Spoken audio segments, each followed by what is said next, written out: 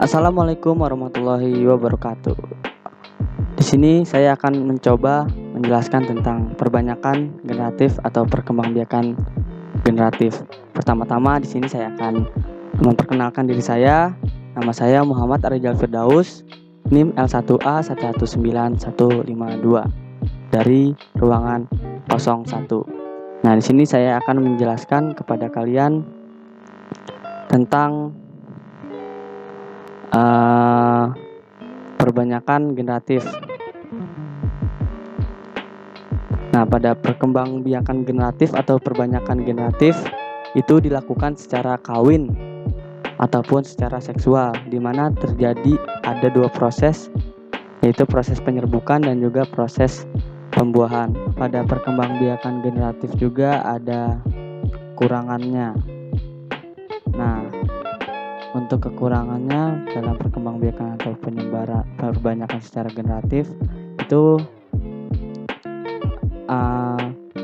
hasil dari benih tidak sesuai atau tidak sama dengan induknya, karena tidak secara vegetatif. Kalau secara vegetatif kan dia lebih mirip dengan induknya karena cara metodenya itu di stek ataupun dicangkok, jadi masih dari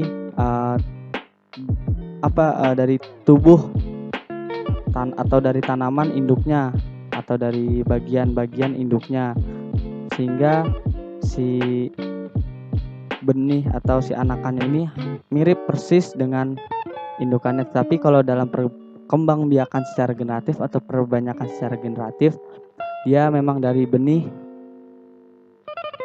dia tumbuh sampai dia besar, sehingga sedikit kemungkinan untuk memiripi dari induknya. Paling hanya beberapa yang mirip, tapi itu jarang sekali sih. Kebanyakan tuh yang mirip itu biasanya perkembangbiakannya secara vegetatif.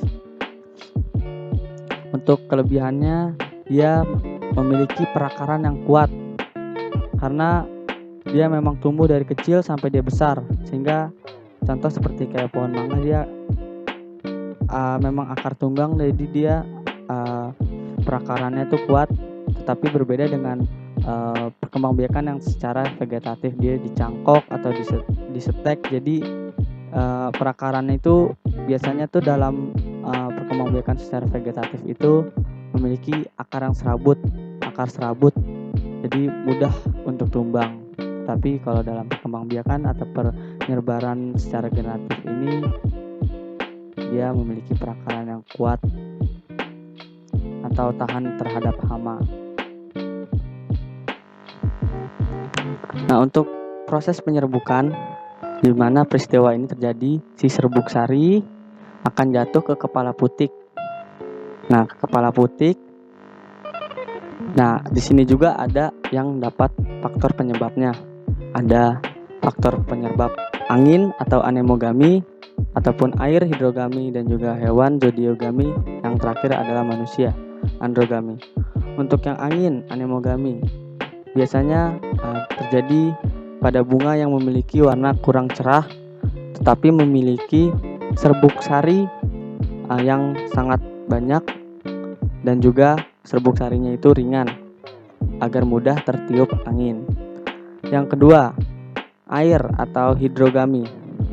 Nah, pada air atau hidrogami ini biasanya terjadi pada tanaman yang tumbuhnya di air, contohnya seperti Hydrilla sp ataupun bunga teratai. Yang ketiga, hewan atau zodiogami. Nah, biasanya ciri-ciri bunga yang faktor penyebab karena hewan itu memiliki ciri-ciri bunga yang warnanya mencolok, karena agar si serangga tertarik untuk menghinggapi si bunga tersebut, dan juga memiliki si serbuk sari yang berlendir agar suatu saat si hewan atau serangganya itu menghinggap ke bunga, dia akan menempel ke hewan tersebut dan terbawa si hewan tersebut agar terjadi penyerbukan ke bunga yang lain. Yang terakhir, ke manusia. Pada manusia atau androgami, di sini si manusia ini akan mengambil serbuk sari dan menaruhnya ke kepala putik agar terjadinya penyerbukan, atau akan menaruh ke kepala putik yang sudah masak agar terjadinya penyerbukan. Selanjutnya ada penyerbukan juga dibedakan menjadi 3. Yang pertama ada penyerbukan sendiri. Yang kedua penyerbukan tetangga. Yang ketiga penyerbukan silang. Yang keempat ada penyerbukan blastar. Untuk penyerbukan sendiri di sini biasanya terjadi pada bunga sepatu, di mana si bunganya terdiri dari kepala putik dan juga serbuk sari. Jadi si serbuk sarinya ini jatuh ke kepala putik dalam satu bunga. Untuk yang kedua penyerbukan tetangga. Biasanya penyerbukan tetangga ini terjadi pada bunga jagung. Jadi si serbuk sarinya ini akan jatuh di kepala putik yang di bunga yang berbeda. Itu. Yang ketiga yaitu penyerbukan silang. Jadi si serbuk sari jatuh di kepala putik di bunga dan di pohon yang berbeda. Jadi misalkan di pohon satu, nah si serbuk sari ini akan terbawa oleh angin ataupun oleh hewan dan jatuh di pohon yang satunya lagi, tetapi dengan varietas yang sama, dan terjadilah di situ penyerbukan. Itu contohnya seperti penyerbukan silang. Untuk penyerbukan blastar, itu penyerbukan sama seperti penyerbukan silang, di beda pohon tetapi di beda varietasnya tetapi berbeda. Kalau penyerbukan silang mungkin varietasnya sama, tetapi di penyerbukan blastar di sini varietasnya berbeda. Yang kedua di sini ada proses pembuahan atau fertilisasi. Nah, di mana pada proses pembuahan di sini si buluh serbuk sari akan langsung menuju ke ruang bakal biji. Nah, di dalam sini nih, di dalam ruang bakal biji akan terjadi pembuahan, yaitu peleburan antara si serbuk sari dan juga si kepala putik. Dan hasil dari pembuahan tersebut yaitu zigot, dinamakan zigot. Pada proses pembuahan di sini zigot akan menjadi biji dan bakal buah. Nah, dan bakal buah ini akan menjadi daging dan buah yang sempurna. Ya, contohnya bisa dilihat ini seperti jambu biji dan juga mangga Mangifera indica. Di sini ada proses perkembangan benih. Yang pertama di sini ada histodiferensiasi. Kedua ada pemasakan. Yang ketiga ada desikasi. Yang keempat ada kering panen. Untuk histodiferensiasi di sini satu sel zigot membelah secara mitotik dan berdiferensiasi menjadi sebuah embrio. Untuk pemasakan di sini tidak ada pembelahan sel, tetapi ada perbesaran sel yang diikuti oleh bertambahnya akumulasi cadangan makanan, biasanya diikuti oleh lemak dan juga karbohidrat.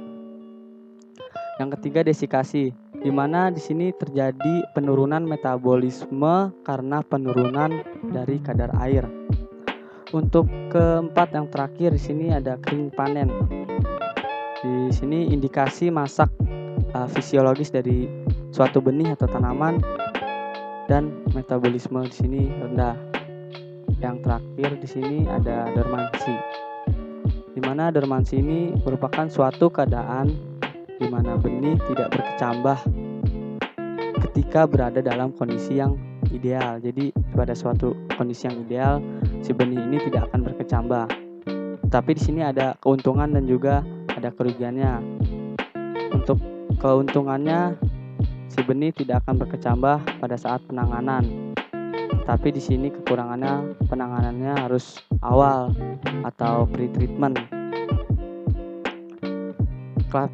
Harper tahun 1977 juga mengklasifikasikan Dormansi dibedakan menjadi 3, yaitu dormansi bawaan, dormansi rangsangan, dan dormansi paksaan. Untuk dormansi bawaan di sini di mana si benih siap untuk penyebaran, untuk dormansi penyebaran.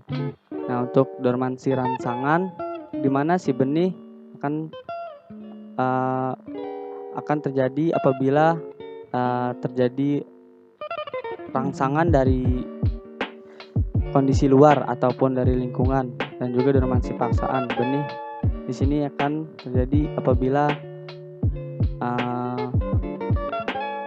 paksaan dari lingkungan atau tekanan dari lingkungan yang ada di sekitar benih tersebut. Ada faktor yang mempengaruhi dari dormansi, di mana ada perkembangan, ada juga genetik, dan ada juga lingkungan. Untuk yang perkembangan, biasanya ada zat-zat yang berkembang dalam benih tersebut, ada juga genetik dari benih tersebut, dan juga ada faktor lingkungan yang ada di sekitar benih tersebut. Yang selanjutnya di sini ada tipe dormansi. Nah, tipe dormansi ini ada 1, 2, 3, 4, 5, 6, ada 6. Yang pertama itu dormansi embrio. Yang kedua dormansi mekanis. Yang ketiga dormansi fisik, dormansi kimia, dormansi cahaya, dan dormansi suhu yang terakhir. Untuk dormansi embrio di sini satu benih yang memang belum masak keadaannya. Yang kedua di sini ada dormansi mekanis, di mana si benih tertahan perkembangannya dikarenakan kulit dari benih tersebut yang tipis. Ada dormansi fisik, di mana si benih terhambat oleh kulit yang kedap air, mungkin karena kulitnya tebal ataupun keras. Ada dormansi kimia, di mana si benih terhambat atau terhambat karena adanya zat-zat kimia yang ada di dalam benih tersebut ataupun di sekitarnya. Yang kedua dormansi cahaya. Di sini benih yang harus cukup cahaya ketika ingin terjadinya perkembangan atau perkecambahan, dimana kalau kekurangan cahaya dia tidak akan berkecambah atau berkembang. Di sini ada dormansi suhu, di mana si benih berdormansi harus dengan suhu yang tepat, tidak boleh lebih ataupun kurang agar terjadinya perkembangan atau perkecambahan. Nah, mungkin dari semua penjelasan saya yang tadi tentang perkecambahan atau benih, mungkin itu saja yang bisa saya jelaskan dari proses perbanyakan secara generatif ataupun proses perkembangbiakan secara generatif. Apabila ada yang ingin menambahkan ataupun apabila ada yang ingin menyanggah, mungkin bisa nanti di komen di kolom komentar bawah. Nanti kita bisa diskusi di sana. Mungkin sekian itu saja penjelasan saya tentang perbanyakan generatif atau perkembangbiakan secara generatif pada tumbuhan. Mungkin kurang lebihnya saya mohon maaf. Saya Muhammad Rizal Firdaus mengucapkan billahi taufik wal hidayah. Wassalamualaikum warahmatullahi wabarakatuh.